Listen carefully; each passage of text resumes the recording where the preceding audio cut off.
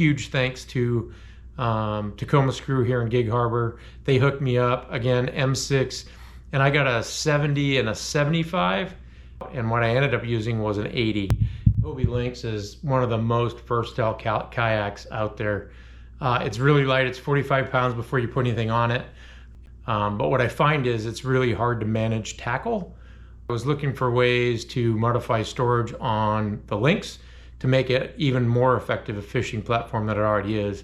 And I found a couple of videos and a couple articles where people attached H-rails to their seat. And so I did that.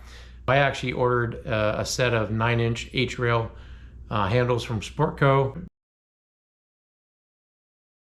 Front bolt is a 65 millimeter. You can take that out and use it in the back. I got an 80. I installed that in the front, and then I just cut the excess off. I found a couple of companies on Etsy that actually make storage systems designed for the Lynx that mount on the H-rails, and so I'll be using those. And once I get those installed, I'll show you those modifications.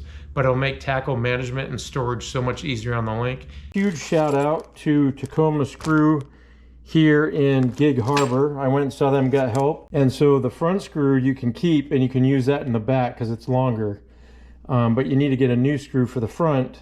And so what I did is I took these apart to measure them to see how far they would go in.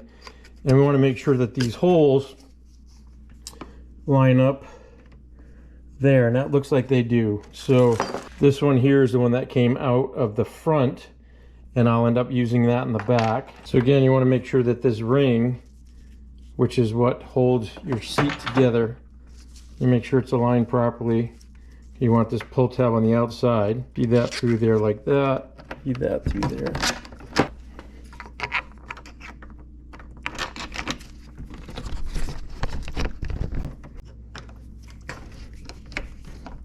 So I can feel that hitting on that insert bolt on the back side, so that's good. The Hobie Lynx is just a phenomenal kayak, but storage space seems to be limited. And so you have attachments like this I can put on the seat, and so I have a way to store stuff on both sides, and I have a chance to move my fish finder out, and so that gives me a lot more room. I've already cut the other pieces, so what I'm going to do is I'm going to start taking the front out. And remember, we want to keep this front bolt because we're going to reuse that.